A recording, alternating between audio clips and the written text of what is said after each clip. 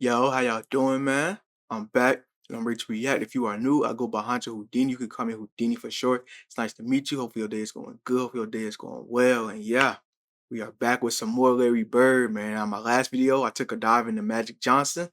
So if y'all haven't seen that, you know what I'm saying? I checked out Magic Johnson. I think it was a similar highlight to the Birds one, but it was like Magic Johnson's version. So yeah, but now we got Larry Bird welcoming rookies to the NBA was Pierce Savage. This was another video that was requested. And yeah, I'm gonna get to the courtship arrivals. I didn't realize it was that long because I know a few of y'all were saying I should do it in parts. I didn't realize it was that long, so I'm gonna get to that soon though. When I get like time to record and all that. And yeah, how many parts should I do it in? Because I seen it was like what's it, an hour 20 minutes. So should I do it in 4 parts, 2 parts? Y'all let me know. But yeah, I'm gonna try to knock out these short Larry Bird videos and post them throughout the week. So yeah, let's get into it, man. Yeah, everyone has their first moment in the league they still Yo, I just recorded that whole intro with no headphones in. I was finna watch the video with no sound. I'm tripping right now. Let's get into it. remember. Everyone starts out as a rookie, and when you're a first-year player, whether it's a trash talk exchange, getting owned by a more experienced player, or scoring your first point in the league, those memories stay with you forever. NBA rookies are also not above being starstruck by sharing the court with players they grew up watching. Considering that, things might get even worse when that vet player who's welcoming you is the trash-talking GOAT himself, Larry Bird. Welcome to the Squad Dawkins channel. Here we break down the best welcome to the NBA Larry Bird stories. Okay. With the number of players he trash-talked and took to school, if the NBA ever introduces a trash-talking award, it should be named after Larry Bird. The guy was just peerless when it comes to mind games, as rookie Eddie Johnson. Yeah, that's something I noticed in his highlight. I'm like, I think I asked that question. I said, why do rookies all white? Why they keep putting rookies on him? Like, that's crazy. That's a crazy thing to do. Putting a rookie on Larry Bird, man. That's crazy. Johnson found the hard way. Eddie Johnson guested on the Rex Chapman Show published on BasketballNews.com YouTube page. He shared the legendary trash-talking and beating he received from the legendary Celtic legend. He was always talking so much trash to me, and he taught me how to trash talk. I mean, Larry Bird basically taught me how to trash talk. And so there's one game in Boston, he just worked me over, man. Like, I went out for the jump ball, and it was my second game of my career, and Cotton Fitzsimmons started. And I'm scared to death already. You know, not just a Bird, but, you know, I played against McHale in college, so he was cool. But Robert Parrish, I mean, Dennis Johnson. He said, I played against McHale in college. He was cool, but he was okay. So he was really scared of Bird then. I'm looking at all these dudes, man, and I'm intimidated. I had played against Danny Ainge in college. So, but Bird walks out at the jump, and the veterans on my team said, Eddie, just don't pay attention to him. Fine. So I mind my own business on the jump, and he walks out, and he just stands next to me, and he leans over and he looks at me. And I didn't pay him any attention. He said, do you honestly think you gonna guard me? Curse that. That's crazy. What? I just didn't say nothing. Then he stands up and he looks over at our bench and he looks at Cotton. You all think this rookie gonna guard me? Man, I'm gonna bust you up, just right in my ear. And I'm just looking forward. I'm like, and so by that time, all the guys on the floor is just cracking up, even my teammates. So I'm like, would this official please throw this ball up? So the official couldn't throw the ball up because there was something going on the side. So then finally he walks around, stands in front of me, he said, I'm gonna tell you something right now.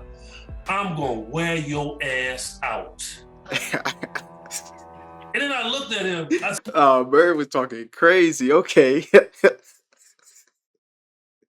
Man, he probably had him shaking. I said, I'm here. Don't worry about it. I said, you ain't intimidating nobody. I said, I'm from Chicago. Where you from? He started laughing. Game starts, and he's just wearing me out. Okay? And I'm trying to go back at him. I'm shooting bricks.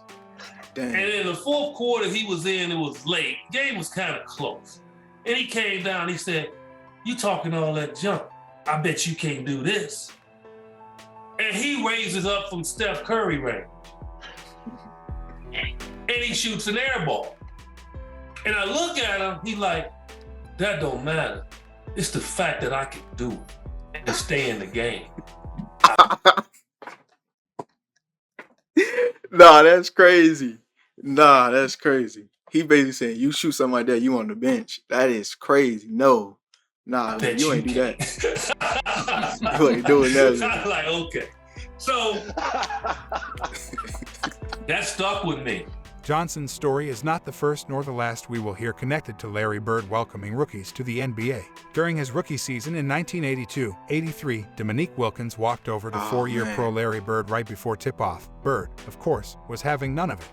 That was the first time Bird ever talked trash to me. It was my rookie season, my first game I ever played against him. What'd he say?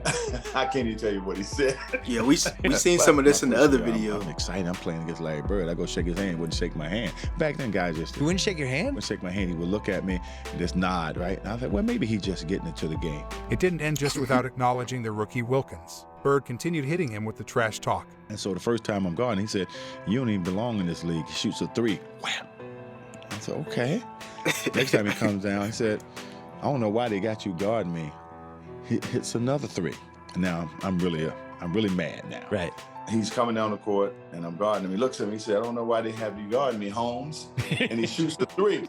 Now, I wasn't upset he made the three. I said, but this son of a gun just called me Holmes. And so I never forget that one thing, though, man. I'm like, I was so hot. You know? Another former All-Star that got a nice welcome by Bird was the Seattle Supersonic Sean Kemp. Dang, Kemp not found out Sonics. the hard way just how ruthless of a trash talker Bird was when he faced him as a rookie in 1989. I'm gonna keep this real with y'all, man. My ass got busted real early, man. I came into the league, man. I was 19. You know how some of them vets, man, they play you to the T, man. I got played down in Boston one night. We was playing Boston Celtics. Dang. Okay, I'm seeing a lot of things. I'm seeing a lot of these times it's in Boston, man. That's they get disrespected in Boston, man. I'm seeing it. So the great Larry Bird, I didn't really know much about it. You know, I'm from Indiana. Larry's from Indiana. I knew about the history of Larry, but I didn't realize how he really got down. And Larry gave me 50 and 3/4. He was hitting everything. Man, and he talked to me the whole entire game. Hold on, 50 and 3/4? Yo, that's actually crazy. Like, even now, like knowing that the Celtics had like so many players, 50 and 3/4. Sheesh. That's crazy. I ain't gonna lie. What'd he say? Dude, well, first of all, he asked me to jump ball. He said, "You the cat that broke all my records in high school, right?" And I was like, "Yeah, that's me." He goes, "Yeah, you the one that used to dunk my brother too, right?" Eddie. And I was like, "Yeah, that's me." He said, "I got something for you tonight." So every shot man, he was calling. waiting on him. At the defensive end, he would tell me, he'd be like, "When I get down to the other end, I'm gonna pump face you, get a hand one on you, look at you, go off the glass." That's how cold Larry Bird was. Man, I was to the point of like, look, I'm gonna foul him so hard that he's basically gonna take his will. He started shooting the ball with his left hand, man. I was trying to find out later, he was shooting with his left hand, banking it off, looking at me, still slapping me on my butt and everything, man, telling me everything. Oh, man. When another legend was starting his NBA career, he saw firsthand how great Larry was and how serious he was about fulfilling his promises. John Stockton saw Larry Legend doing his thing at a young age, which is something he'll never forget. Back in 2018, during an appearance on the Dan Patrick Show, the Utah Jazz legend talked about his favorite Larry Bird story of all time, and he didn't hesitate, choosing one that he lived during his first campaign in the association. I remember as a rookie, he came in, he walked by our bench at the Salt Palace and said, "I feel like 43 tonight." Larry disrespectful. It seemed like every game, before the game, he going to sizing they bench up. Like, he letting them know what's going to happen before it happened. That's crazy. Like, if I'm a coach at this time, I'm telling everybody, the Celtics can beat us without Bird. Like, I'm telling everybody to guard Bird at that point. Like, anybody but Bird. He just going to have 50 assists at that point. And he came out, he talking scored spicy. 43 in the third quarter and checked himself out with a 20-point victory. And checked himself out. You heard that? Yeah. So he just Coach picks a ain't take him random out. number. I He feel took like himself out. 43, and he says it to the bench. Yeah. It was fairly impressive, especially when he backed it up. In 2018, the former Orlando Magic sharpshooter Dennis Scott told another Bird welcome to the NBA story. Scott, who was selected by the Magic with the 4th pick of the 1990 NBA draft, detailed how Bird shut him up with his legendary trash talk and basketball skills. Bird was the only one that really kind of, in his soft-spoken way, when you talk about guys talking trash. Yeah. Hey, Rook, good to see you. Hey, big college career. I'm gonna catch. Hold up. I'm gonna go back, but it sounded like he was being nice to him. It sounded like he was being nice to him. Yeah. Hey, Rook, good to see you. Hey, big college career. I'm gonna catch the ball. I'm gonna pump fake. You're gonna reach for it. You're gonna get fouled. 2 tweets. You're gonna have a seat. Lo and behold, Dan, he catches the ball. He pump fakes. I go for it. I reach. First foul. I come down court. Scott Skiles kicks me the ball. I shoot a 3 in your face, Larry Legend. Yes, I'm feeling good, Dan. He catches the ball again. Catches it. My dumb self reaches for it again. Tweet. Go have a seat. I see second quarter, Rook. Them 2 personal fouls in that first. You sitting down to the second, man. Nah, that's crazy because that really get in your head for real. Dang. Oh man, nah, he was talking crazy. So that's how Larry Bird pushes me into the NBA. Clyde Drexler is possibly the most underappreciated Hall of Famer in NBA history. The high-flying Drexler was the Blazers' 14th selection in the 1983 NBA draft. He too quickly learned on the greatness of Bird and his trash talking. I was guarding in my rookie year. He looked at me and he goes, "You can't stop me." And I looked at him and I said, "Gosh, boy, you're so confident." Bird could not believe the gall from a rookie Drexler. He issued a stern retort before resuming his destruction of the young Blazers swingman. He was confident. Dude, you're a rookie. You don't know anything. He proceeded to score like 10 straight points on me. The coach took me out the game. He walks by and he's laughing at me. Essentially, Drexler rivaled Bird as one of the league's elite wings and took Larry Legend's spot as one of the very best when the Celtics star retired in 1992. Still, despite his eventual place among the game's top stars, Clyde learned almost immediately never to speak back to Bird. In 1992, the best players from various colleges were called in to face the Dream Team for their first scrimmage. Future All-Stars Chris Webber, Penny Hardaway, Allen Houston, Grant Hill, and Jamal Mashburn were part of the team dubbed the College All-Stars. Dang, they practice against college players. Sheesh. Just imagine you in college and you going against the Dream Team. Like, that, man. Webber, who won the Rookie of the Year award in 1994, was given a stern warning by Larry Legend before the game. By Webber, Bird told him to make sure he's getting his sleep, because tomorrow Bird is going to bust his ass, and that he is going to remember it the rest of the week. Another angle to the Bird in the 1992 College All-Stars was brought by Jamal Mashburn. According to Mashburn, he, along with Webber, Houston, and Rodney Rogers, was given first-hand experience of Larry Bird's trash talking the very first time they met Larry Legend. And Larry Bird, you don't realize how big Larry Bird is until you stand up close to Larry Bird. He walked by us and he says, "Y'all those college guys?" And we was like, yeah, we the college guys. And he looked at us and he said, "Get some fucking rest. It's gonna be a long week." And walked off. And we was like, what the hell? And so that we just excited. We like, oh, he just talking shit or whatever. But that's kind of cool, though. That's Larry Bird. You know who we are. But he ain't call us by Chris Webber and Jamal Mashburn. He's like, y'all them college kids. And then something happened. We're sitting there, and we get back to the hotel. Rodney Rogers says something to, it's a group of them. It's Larry Bird, Magic Johnson, and everybody's shooting the shit. And Rodney Rogers said, "Hey, Larry, you ain't hit a jumper since '84. Oh, man. Magic heard that shit. And we ain't think none of it. The next day we came in, and I never seen this. And this one I was like, this is a different breed. Magic Johnson fed Larry Bird the ball probably about 8 times in a row down court. Larry Bird got the ball on Rodney Rogers, and every time he was about to make a move, he told him what he was going to do. Dang. One dribble, pull up, going left, off glass. One dribble, going right, spin, shot, bucket. He scored 9 times or 8 times in a row. Sheesh. Left the court to go lay down because he couldn't sit on a bench. Right, he had to lay down because of his back. And said, so wait, he was doing that with a bad back? They said he couldn't sit down. So if he doing that with a bad back, that's crazy. See, y'all shouldn't have never said nothing. Y'all should just let it be. Y'all should just took y'all sleep, man. Y'all should have let it be.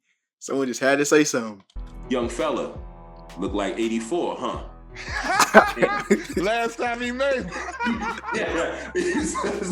So I'm sitting there and I'm like, wow. I said, so that's they kicked our ass for the rest of the week. Weber finally added another awesome bird story from that scrimmage. See, Webb shared the small trash talk that Larry Legend threw at Rodney Rogers and the young prospects as he was lighting them up with his sharp shooting skills. We wanted to see Bird and to be able to practice with him, see how he worked out, see how he shot, see the junk that he talked constantly. Why do you think my generation grew up talking so much, guys? They taught us how to do it. We used to watch all those blooper tapes and everything else. Man, just think if they had the players mic'd up around this time, that would have been crazy. Cause I know they got videos now where like as they be having them mic'd up. I might react to one of those. Cause I've been seeing them pop up on my recommended a lot, like the mic'd up trash talk. I might react to one of those. Y'all let me know if y'all want to see that. But if they had players mic'd up back then, man, wow, it probably would have got spooky. The best was my man Rodney Rogers, strong, fast, quick, athletic, and Bird just set him up in the corner. Someone drives to the corner, Stockton, passed out the Bird, and here you see Rodney Rogers take a full sprint. And I'm talking about, you know how Zion blocked that shot a couple weeks ago? Yeah. That's where like where Rodney Rogers came from. Except, unlike the young kid that shot the shot, in the middle of him being in the midair, Bird says, "Welcome to the parachute club, rookie." Watches him go by him, shoots the ball, and like Curry does what Bird did because he shot it and just kept walking down, like shaking his head like these dumb youngsters. They'll never get it. For Bird, it didn't matter if you were a future legend like Dominique Wilkins or John Stockton. Bird was or kind of someone funny. who I ain't also gonna lie. repped his home state of Indiana, or just a white guy, you got treated by Larry Legend, even if it's your first experience in the NBA. Tell us in the comments, who is the best trash-talking player in the NBA right now?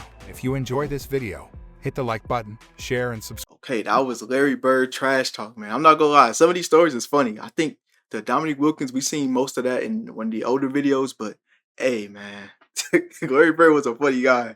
Cause his trash talk, it's like, it don't sound like it's like disrespectful until like it's the disrespectful part is him actually going out and doing it. Like, cool, he's saying it, but then the fact that he's doing it, it makes it even more disrespectful. He's telling y'all what he gonna do. Like, I feel like the craziest one is him saying he want. I forgot who was that against. Let me see. Was it Dennis Scott? I think it might have been Dennis Scott when he said he wants to drop 43, and then he checked himself out the game. Like, that's crazy. Like, he checked himself out the game after he scored that. Like, not the coach. That's insane, man. But yeah, I'm gonna check out a few more of these videos, and I'm gonna drop them, and then we're gonna get into that courtship arrivals, man. Until then, Honcho Denny, he's gone.